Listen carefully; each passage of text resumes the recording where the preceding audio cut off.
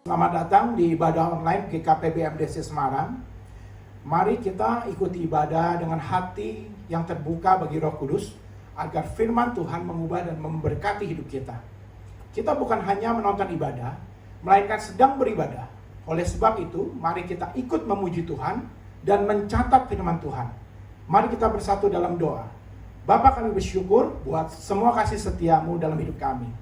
Kami mohon pertolonganmu, kami minta hikmat dan urapan Roh Kudusmu. Ajar kami, berikan kami semua pengetahuan yang daripada Tuhan. Biarlah firman-Mu menguatkan, mengubahkan, dan melindungi hidup kami. Di dalam nama Tuhan Yesus kami berdoa dan mengucap syukur. Amin. Mari kita bersama-sama memuji dan menyembah Tuhan. Mari kita naikkan syukur di hadapan Tuhan karena kebaikannya, karena anugerahnya, karena kasih setianya yang melimpah dalam hidup kita. Mari kita mau memberikan yang terbaik hanya bagi Tuhan.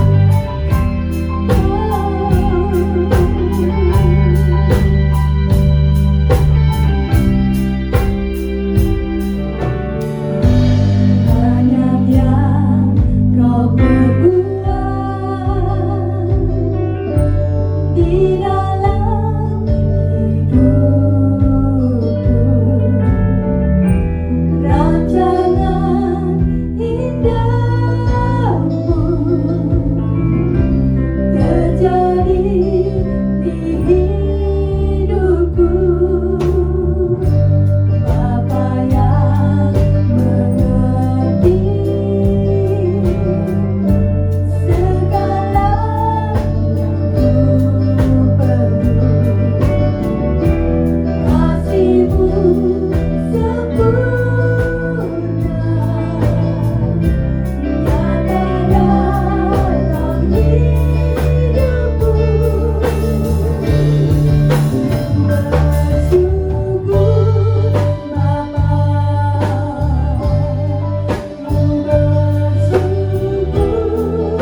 Tuhan,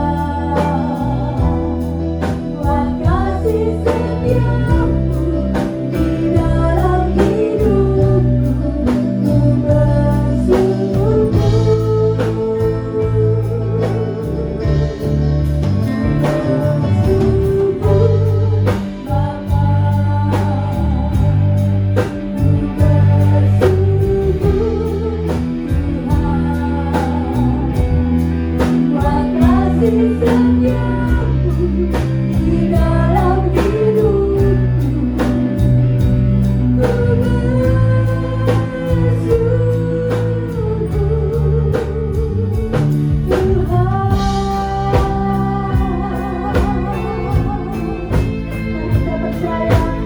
Kita berada dalam kebesaran, Tuhan tidak akan meninggalkan kita. Amin. Tangannya akan terus menopang kita sampai selama-lamanya. Allah yang tetap baik dalam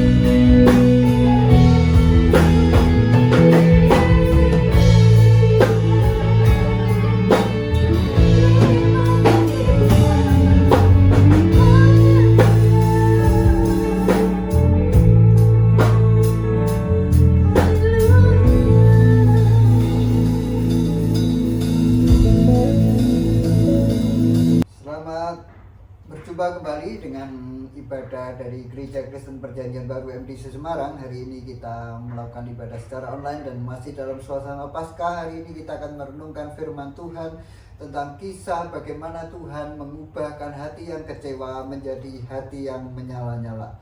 Bacaan firman Tuhan hari ini kita ambil dari kitab Injil Lukas pasal yang ke-24 ayat 13 sampai dengan ayat 35. Saudara-saudari, kita akan membaca firman Tuhan ini sembari kita mencoba merenungkan bagian demi bagian.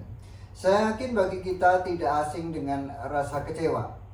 Rasa kecewa, ada orang yang kecewa karena dia tidak bisa menjadi kaya, tidak menjadi terkenal, tidak mencapai kedudukan tertentu, atau tidak mengalami sesuatu. Dia menjadi kecewa. Saudara-saudari, apakah yang membuat seseorang itu kecewa? Mengapa seseorang itu kecewa? Saudara-saudara, mungkin orang berkata saya kecewa karena saya tidak bisa menjadi orang kaya. Mungkin ada yang berkata saya menjadi kecewa karena saya tidak menjadi orang terkenal. Atau saya menjadi kecewa karena saya tidak disembuhkan. Saya menjadi kecewa karena saya tidak mencapai cita-cita saya. Saudara-saudara yang saya kasih, itu bukanlah akar dari kekecewaan. Memang semuanya itu bisa membuat orang kecewa, tetapi akar dari kekecewaan sesungguhnya adalah karena kita menyimpang dari aturan yang Tuhan berikan kepada kita. Saudara, kata kecewa dalam bahasa Inggris disebut dengan disappoint. Dis itu artinya kita sesuatu yang berlawanan, dan point adalah aturan. Jadi kita melawan aturan yang membuat seseorang itu kecewa. Ketika seseorang hidup di luar aturannya Tuhan, ketentuan-ketentuannya Tuhan, rencananya Tuhan, maka itulah yang menjadi sumber kekecewaan bagi yang bersangkutan. Bisa saja orang itu menjadi kaya, bisa saja orang itu menjadi terkenal, bisa saja orang itu mencapai sesuatu yang diinginkan, tetapi dia masih juga kecewa. Kenapa demikian? Ya, karena yang bersangkutan tidak hidup sesuai dengan rencana Tuhan atas kehidupan yang Tuhan berikan kepada yang bersangkutan. Itulah saudara-saudari yang menjadi sumber kekecewaan manusia. Bukan karena dia tidak bisa menjadi kaya, bukan karena dia tidak disembuhkan, bukan karena dia tidak mengalami yang diinginkan, bukan itu. Tetapi sumber kekecewaan yang sesungguhnya adalah ketika seseorang itu hidup di luar ketentuan-ketentuan dan rencananya Tuhan. Meskipun dia kaya, meskipun dia terkenal, meskipun dia disembuhkan, meskipun dia mencapai apa yang diinginkan, bisa saja dia masih tetap kecewa. Karena dia tidak hidup sesuai dengan rencana Allah. Nah, saudara-saudari yang saya kasih, di dalam Lukas pasal 24 pada 13 sampai dengan ayat 35 ini, kita berjumpa dengan seseorang yang sedang kecewa. Saudara, kita bisa membaca ayat itu. Ayat 13 dari Lukas pasal 24 berbunyi, pada hari itu juga 2 orang dari murid-murid Yesus pergi ke sebuah kampung bernama Emmaus yang terletak kira-kira 7 mil jauhnya dari Yerusalem. Dan mereka bercakap-cakap tentang segala sesuatu yang telah terjadi. Ketika mereka sedang bercakap-cakap dan bertukar pikiran, datanglah Yesus sendiri mendekati mereka, lalu berjalan bersama-sama dengan mereka. Tetapi ada sesuatu yang menghalangi mata mereka, sehingga mereka tidak dapat mengenal Dia. Yesus berkata kepada mereka, apakah yang kamu percakapkan sementara kamu berjalan? Maka berhentilah mereka dengan muka muram.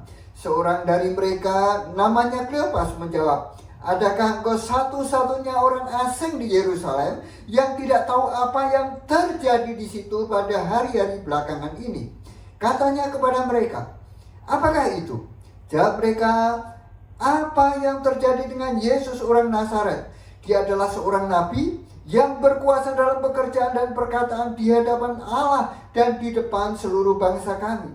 Tetapi imam-imam kepala dan pemimpin-pemimpin kami telah menyerahkan dia untuk dihukum mati, dan mereka telah menyalibkannya. Padahal kami dahulu mengharapkan bahwa dialah yang datang untuk membebaskan bangsa Israel. Saudara, inilah yang menjadi kekecewaan mereka. Mereka berharap bahwa Yesus yang penuh kuasa itu akan menjadi Mesias yang membebaskan mereka dari penjajahan Roma. Namun ternyata Yesus tersebut mati disalibkan. Inilah yang membuat mereka pulang dari Yerusalem menuju ke kotanya, ke kampungnya yang namanya Emmaus. Saudara-saudara, mereka kecewa karena mereka tidak tahu tentang siapakah Mesias sesungguhnya yang dikatakan oleh kitab suci. Mesias sesungguhnya adalah pribadi yang berkuasa tetapi menderita, mati dan bangkit pada hari yang ketiga untuk menebus dosa manusia. Itulah yang dilakukan Yesus. Bagi mereka Mesias berarti seseorang yang penuh kuasa melawan penjajahan tentara Roma dan mengusir Roma dan membebaskan Israel dari penjajahan mereka. Namun Yesus bertindak lebih daripada itu, yaitu membebaskan manusia bukan dari penjajahan Roma tetapi dari penjajahan dosa. Namun mereka tidak mengerti apa yang direncanakan Tuhan. Mereka tidak mengerti ketentuan Tuhan. Bagi mereka Mesias adalah pribadi yang penuh kuasa yang mengusir penjajah Roma, membebaskan Israel. Sebab itulah ketika Yesus wafat, mereka putus asa, mereka sedih, muka mereka muram, dan akhirnya mereka mengambil keputusan pulang ke kampung halamannya, yaitu Emmaus. Saudara, namanya Kleopas yang disebut namanya, yang satunya kemungkinan besar adalah istrinya. Tidak dijelaskan oleh Alkitab. Tapi yang jelas mereka adalah seorang yang sedang kecewa. Mengapa mereka kecewa? Karena mereka tidak mengerti tentang ketentuan Tuhan seorang Mesias itu. Mereka punya ide sendiri tentang Mesias. Saudara-saudara, itulah yang membuat orang itu kecewa. Yaitu ketika kita menafsirkan segala peristiwa, segala sesuatu, segala keadaan bertentangan dengan pendapat dari Tuhan, bertentangan dari pendapat Alkitab. Saudara-saudara, akibat dari kekecewaan mereka adalah mereka meninggalkan Yerusalem, meninggalkan persekutuan orang percaya, mundur dari kehidupan orang percaya, mundur dari jemaat Tuhan, mundur dari persekutuan orang-orang kudus. Itulah yang dilakukan, yang terjadi ketika seseorang kecewa. Bisa saja dia menjauhkan diri dari persekutuan orang percaya seperti yang dilakukan oleh orang Emmaus ini. Dan muka mereka menjadi muram, mereka sedih. Dan terlebih lagi tragis lagi, sementara mereka berbicara tentang Yesus, ada orang yang ketiga, yaitu Yesus sendiri menghampiri dia, berbicara kepada dia, namun mereka tidak mengenali kehadiran Tuhan yang sedang berjalan bersama mereka. Saudara-saudara, kalau kita tidak tersembuhkan dari kekecewaan, bukan mustahil hal yang sama terjadi dalam hidup kita. Tuhan hadir, Tuhan berjalan bersama kita, namun kita tidak mengetahui, tidak sadar bahwa ada Tuhan yang sedang berjalan dengan kita. Saudara, itu yang dialami oleh mereka. Mereka gagal mengenali kehadiran Tuhan. Mereka menyangka Yesus yang sedang berjalan dengan mereka itu adalah orang asing. Bukan hanya itu saja, saudara-saudara, akibat kekecewaan mereka adalah hati mereka menjadi lamban. Hati mereka menjadi lamban. Kenapa menjadi lamban? Kenapa disebut menjadi lamban? Maksud saya adalah mereka tidak percaya akan kesaksian para murid. Mereka tidak percaya bahwa ada wanita yang sudah pergi ke kubur Yesus dan berbicara, bersaksi bahwa kubur Yesus sudah kosong, Yesus sudah bangkit. Bahkan murid-murid Yesus yang lain, Petrus, juga sampai ke kubur itu dan menjumpai kubur itu kosong dan berbicara kepada mereka, namun mereka tidak percaya. Saudara bisa melihat itu pada ayat 22 sampai dengan ayat 25. Hati mereka lambat.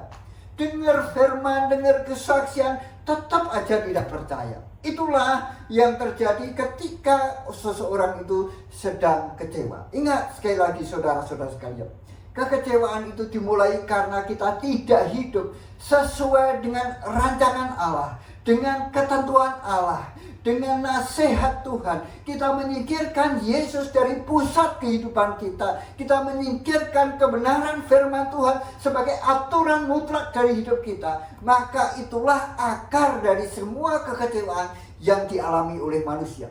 Bisa saja orang itu tidak kaya, tetapi dia tidak kecewa. Bisa saja orang itu tidak disembuhkan, tapi dia tidak kecewa. Karena apa? Karena dia hidup mengerti tuntunan Tuhan. Dia hidup berpusatkan kepada Kristus.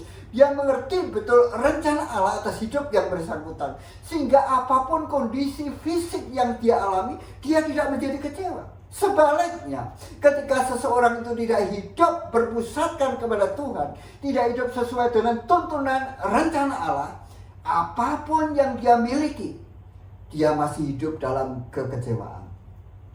Saudara-saudara yang saya kasih, kalau begitu bagaimana tanggapan Yesus? Saudara-saudara, dia tidak membiarkan murid ini hidup dalam kekecewaan. Kleopas bukan 12 rasul. Dia mungkin murid setelah 12 rasul. Kita tidak tahu. Bukan orang yang top di antara murid-murid Yesus. Namun Yesus memperhatikan Kleopas. Sementara Kleopas pulang dari Yerusalem menuju dusunnya Emmaus, Yesus sengaja datang menghampiri pribadi Kleopas yang sedang kecewa itu, saudara. Yesus menghampiri Kleopas yang sedang mengundurkan diri dari persekutuan orang percaya. Yesus menghampiri mereka. Ayat 15 berbunyi sangat luar biasa sekali. Berbunyi demikian. Lukas 24 ayat 15 berbunyi, ketika mereka sedang bercakap-cakap dan bertukar pikiran, datanglah Yesus sendiri mendekati mereka, lalu berjalan bersama-sama dengan mereka. Perhatikan, datanglah Yesus sendiri mendekati mereka. Bukan malaikat yang diutus, tetapi Yesus sendiri datang mendekati mereka, berjalan bersama-sama mereka, saudara. Saudara-saudari yang saya kasih, itulah yang dilakukan Yesus. Mungkin di antara Bapak Ibu Saudara sekalian yang sedang beribadah pada hari ini, sedang dalam kekecewaan, entah karena apa sebabnya. Hidup dalam kekecewaan. Kecewa terhadap Yesus, kecewa terhadap rekan-rekan gereja, kecewa terhadap atasan, kecewa terhadap pemerintah, kecewa terhadap siapa saja. Hari ini firman Tuhan berbicara kepada saudara. Yesus menghampiri saudara. Yesus menghampiri kita yang sedang kecewa. Yesus sendiri, bukan orang lain, bukan malaikat, tapi Yesus sendiri menghampiri mereka. Menghampiri pribadi-pribadi yang sedang kecewa. Saudara-saudara yang saya kasih, dimanapun Anda sedang berada dan mengikuti ibadah online hari ini, ketika Anda sedang kecewa hari ini, Yesus datang menghampiri saudara di tempat di mana saudara sedang duduk. Yesus datang kepada saudara, menghampiri saudara dengan tujuan untuk mengubah kekecewaan saudara menjadi hati yang berkobar-kobar. Untuk mengubah hati yang padam, hati yang dingin, muka yang murah, muka yang sedih, hati yang lambat, dirubah oleh Yesus menjadi hati yang berkobar-kobar. Itulah yang mereka alami. Kleopas dan temannya alami. Ayat 32 sampai dengan 34. Hati mereka berkobar-kobar, dan bukan hanya hati mereka berkobar-kobar. Setelah mereka tahu bahwa Yesus yang menjelaskan kitab suci kepada mereka, hati mereka berkobar-kobar, dan kemudian mereka bangkit dan kembali ke Yerusalem dan berkata kepada teman-teman mereka, aku ketemu dengan Yesus, bersaksi kepada mereka, Yesus sudah bangkit. Bapak Ibu yang saya kasih, itulah yang terjadi. Hari ini hal yang sama saudara dan saya bisa hadapi. Hari ini ketika kita sedang kecewa dan Yesus menghampiri saudara, dia bukan hanya sekedar menghampiri saudara, tapi dia ingin melakukan sesuatu dalam hidup saudara. Dia akan merubah kekecewaan saudara menjadi hati yang berkobar-kobar, sehingga Anda kembali lagi ke Yerusalem, bersekutu kembali dengan teman-teman saudara, dengan orang-orang percaya. Bukan hanya itu saja, engkau dimampukan untuk menyaksikan perbuatan yang ajaib dari Tuhan. Pertanyaannya adalah, bagaimana itu bisa terjadi dalam diri saya? Bagaimana itu bisa terjadi dalam diri saya yang sudah dingin ini? Bagaimana itu bisa terjadi dalam diri saya yang hati saya ini lamban? Berkali-kali saya mendengar kesaksian, namun saya tidak mau percaya. Saudara-saudari, Ada beberapa hal yang Yesus lakukan ketika Yesus berjalan dengan mereka, ketika Yesus masuk di rumah mereka. Dan inilah yang Tuhan ingin lakukan kepada saudara dan saya, untuk merubah hati kita yang kecewa menjadi hati yang berkobar-kobar, Bapak Ibu Saudara sekalian. Yang pertama Yesus lakukan adalah Dia membicarakan segala sesuatu berdasarkan Alkitab, dengan kitab suci. Yesus mengajar mereka untuk melihat peristiwa kematian Yesus, penyaliban Yesus dari sudut pandang firman Allah, dari sudut pandang Alkitab. Ayat 27 dikatakan di dalam Lukas pasal 24 ayat yang ke-27 berbunyi demikian. Lalu ia menjelaskan kepada mereka apa yang tertulis tentang Dia dalam seluruh kitab suci, mulai dari kitab nabi-nabi Musa dan segala kitab nabi-nabi. Saudara-saudara yang saya kasih, dengan kata lain, Yesus mengajak Kleopas dan temannya ini untuk melihat peristiwa yang membuat dia kecewa itu, yaitu kematian Yesus, dari sudut pandang Alkitab, dari sudut pandang firman Tuhan. Saudara, kalau Anda bisa melihat semua yang mengecewakan saudara, semua yang sedang terjadi di sekitar kita dari sudut pandang firman Allah, saudara akan terbebas dari rasa kecewa. Kalau kita bisa melihat semua peristiwa yang sedang terjadi di dalam kehidupan kita masing-masing, di kota kita, di keluarga kita, di pekerjaan kita, bahkan di negara kita hari ini, dari kacamata Allah memandangnya, maka kita bisa terhindar dari rasa kecewa. Bahkan sebaliknya, hati kita boleh berkobar-kobar karena kita melihat Tuhan sedang bekerja melalui semua peristiwa yang sedang kita hadapi. Jadi peran firman Tuhan itu vital, saudara. Peran firman Allah itu sangat-sangat vital dalam hidup Anda dan saya. Kalau Anda tidak mengerti firman Allah, Anda tidak mempelajari firman Allah, Anda tidak merenungkan firman Allah, bukan mustahil kita disappointed. Kita melawan aturan Tuhan karena kita nggak ngerti. Kita nggak tahu apa rencana Tuhan, apa yang dikehendaki Tuhan, sehingga Anda kecewa.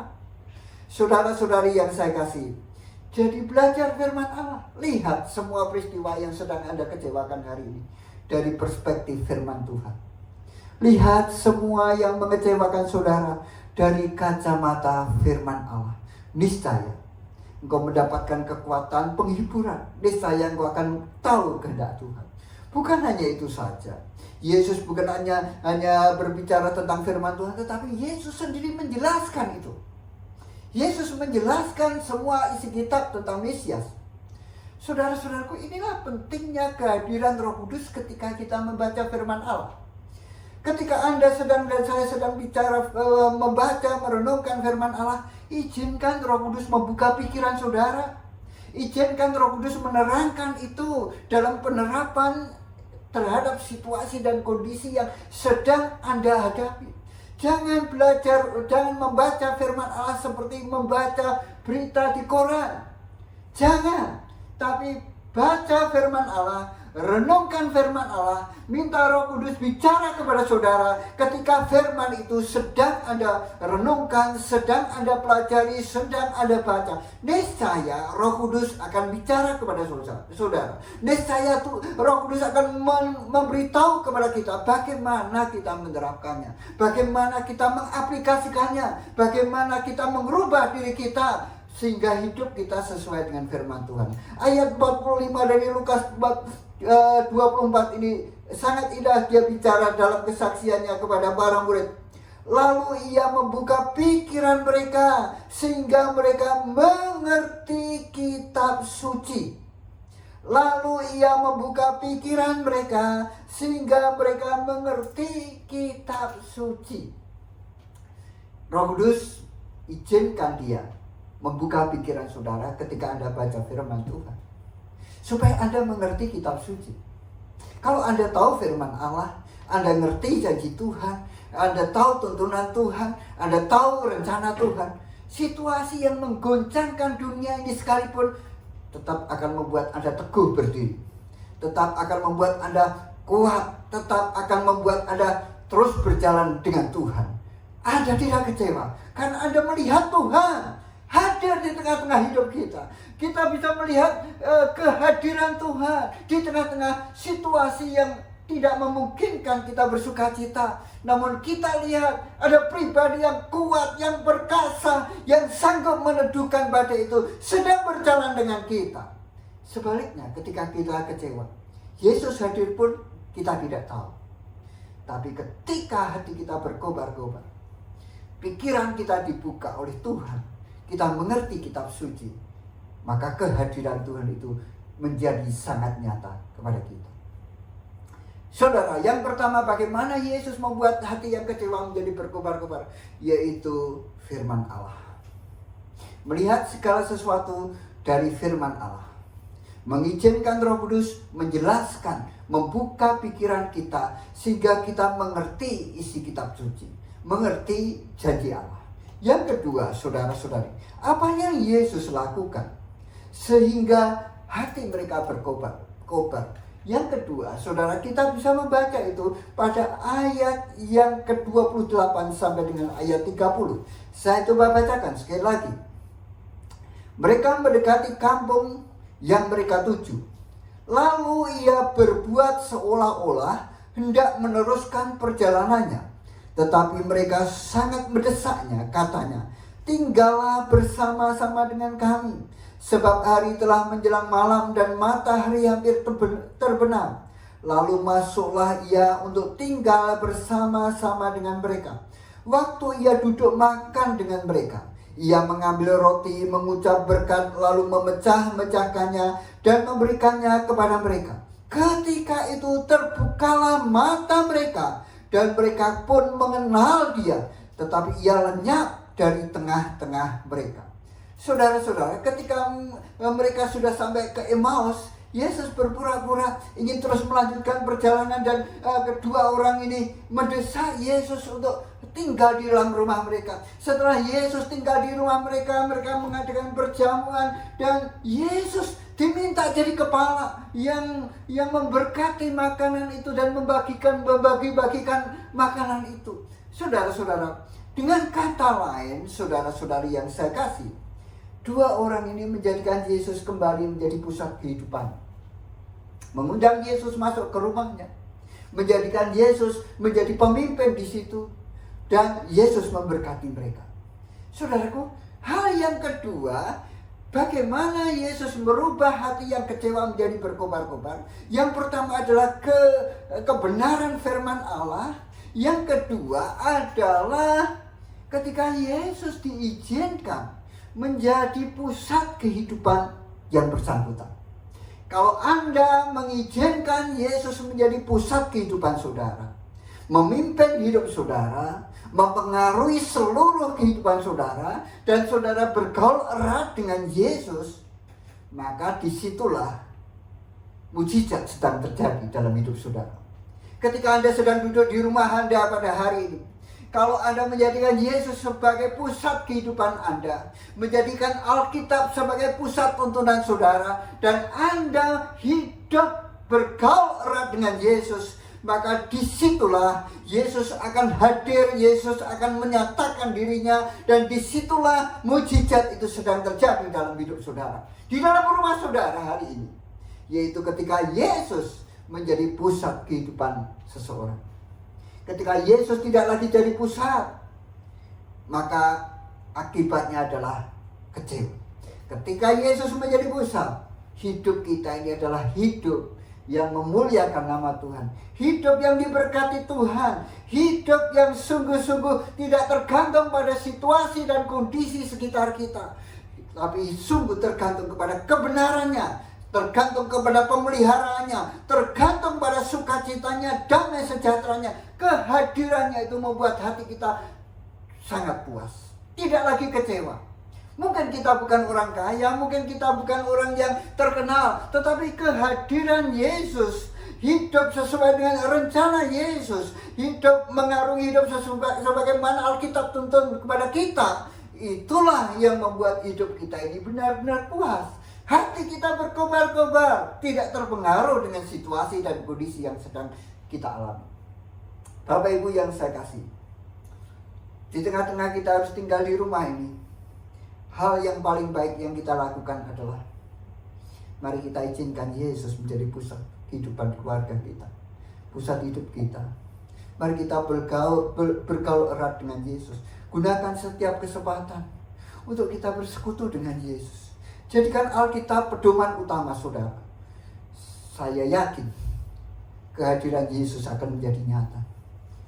Segala kesusahan, segala keputusasaan, segala hal yang selama ini membebani hidup saudara, Anda akan bisa menanggungnya. Bukan karena Anda lebih hebat, tetapi karena Yesus menopang saudara. Saudaraku, akar dari kekecewaan adalah ketika Yesus tidak lagi menjadi pusat hidup kita. Ketika kita mengabaikan aturannya Tuhan, kita tidak peduli terhadap rencana Tuhan. Apapun yang Anda capai, Anda pasti kecewa. Kalau kita tidak menjadikan Yesus pusat hidup kita, kita mengabaikan rencana Allah atas hidup kita. Sebaliknya, kalau kita jadikan Yesus menjadi pusat hidup kita, kita jadikan firman Allah sebagai aturan hidup kita, kita jadikan Roh Kudus itu penuntun hidup kita. Apapun yang saudara alami, kaya atau miskin, terkenal atau tidak terkenal, sembuh atau tidak sembuh, Anda tidak akan pernah kecewa. Anda tidak akan pernah kecewa. Jadikan Yesus pusat hidup saudara, bergaul erat dengan Tuhan. Amin. Mari kita berdoa. Bapa kami yang di surga, kami mengucap syukur untuk kesempatan kami boleh beribadah meskipun secara online. Kami berdoa, biarlah Tuhan buka pikiran kami, sehingga setiap kali kami membaca firman-Mu, Engkau membuat mata hati kami mengerti, memahami apa yang Engkau kehendaki atas hidup kami. Berikan kepada kami hati yang dengar-dengaran dan taat kepadamu ya Tuhan. Ampunilah Tuhan kalau selama ini kami tidak menjadikan Engkau menjadi pusat kehidupan kami. Kami menggunakan banyak waktu yang bukan untuk bergaul dengan Tuhan.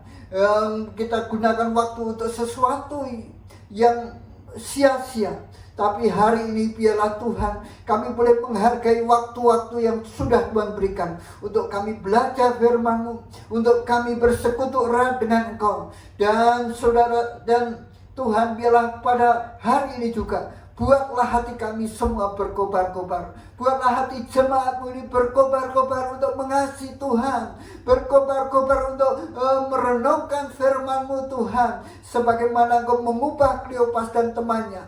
Demikianlah ubahlah kami ya Tuhan yang dingin, ubahlah kami yang sedang kecewa, ubahlah kami yang putus asa. Dengan kehadiran-Mu, dengan firman-Mu, kami percaya Engkau sanggup merubah hidup kami semuanya.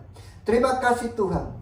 Kami bersehati juga berdoa supaya Tuhan turut campur tangan dengan keadaan yang sedang kami alami, khususnya dalam wabah COVID-19 ini.